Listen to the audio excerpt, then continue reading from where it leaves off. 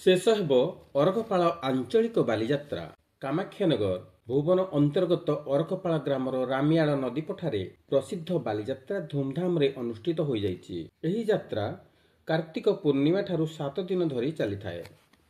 साधव पुओ माने एही दिन नौ वाणिज्य करिवा पई विदेश यात्रा करिथिबारु आज पर्यंत सेही परंपरा रही आसीछि। दीर्घ 7 दिन हेला अरखपाल नदीपठारे आखपाख ग्रामरू हजार हजार दर्शकों भीड़ देखा मिली।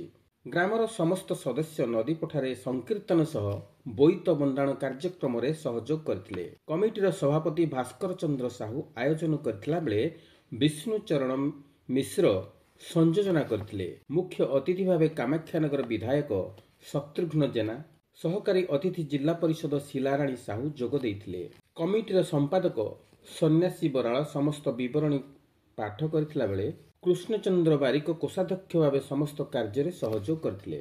सम्मानित अतिथि भावे स्थानीय सरपंच धला बराळ, थाना अधिकारी धीरेन कुमार बेहेरा, समाजसेवी सरोज शतपथी, समस्त सांबादिक बंधु माने एवं विकास परिषद आवाहक राजनारायण त्रिपाठी प्रमुख जोग देइथिले। बालीजात्रार मुख्य आकर्षण धौली गणनाट्य, दंड नृत्य, मीना बजार, दोली और ठुंकापुरी दर्शक मानकु बेस आकृष्ट करिछि। दर्शक मानक सुरक्षा पाई अस्थायी पुलिस शिविर खोला जाइछि। प्रत्येक संध्यारे सांस्कृतिक कार्यक्रम बादीदंडर आयोजन करा जाइछि। परिशेष रे रावण पोड़ीर आयोजन मध्य करा जाइछि। आगामी दिन रे एही यात्रा आहुरी अधिकरु अधिक भीड़ लागि रहिबो बोली अंचलवासी आशा रखिछन्ति। कामाख्यानगरु तरण सेन बारिकଙ୍କ रिपोर्ट अष्टकिला न्यूज। आगे आपण परिचय। भास्कर चंद्र साहू आंचलिक बालीजात्रा कमिटी सभापति। आम ये बालीजात्रा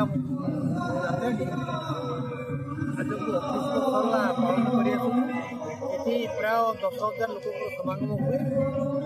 दिन में आमर दंड नृत्य और राति यात्रा धौली मंचस्थ हुए। आज यात्रा द्वितीय दिवस। द्वितीय दिवस दंड नृत्य बादीदंड आमर हो बादीदंड कांडेश्वर आ मोहन बादीदंड हो व्यतीत राति मंचस्थ नाटक यात्राटी प्राय पाखरे बालीजात्रा बोले आम जाने कटक बालीजात्रा नहीं तो ढेंकानाल जिले अरखपाल बालीजात्रा यहाँ दीर्घ 27-28 वर्ष है पालन करा। प्राय 50-60 घंटा लोक समागम हो यात्रा देखा प्रति वर्ष अपेक्षा ए वर्ष यात्राटी आम अधिक सरस सुंदर होती। दुकान मीना बजार दुकान बाड़ी आम जो नाच फंक्शन धौली यात्रा ये सब प्रथम थर पे ये आम आशा करूँ अन्य वर्ष तुलना आहरी अधिक सर्व सुंदर हम जोटा कि लोक सबुदिन मजा लगे। धन्यवाद। आपण परिचय। सन्यासी कुमार बराल संपादक आंचलिक बालीजात्रा कमिटी अरखपाल। कौन कहे आज जो बालीजात्रा विषय द्वितीय दिन पदार्पण कर विषय कौन कहे?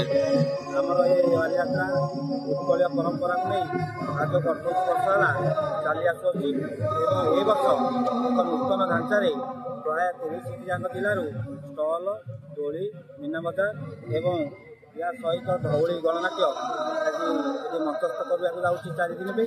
एवं ए वर्ष बालीजात्रा अति उन्नत मानर बोली आम अंचलवासी समस्ते उत्साह मतामत देते तेणु आमको भारी खुशी लगुच। यही वर्ष भाई आम चेष्टा करूँ आहरी बालीजात्रा किभली उन्नत हम एवं आम अंचल ना रही मोर काम।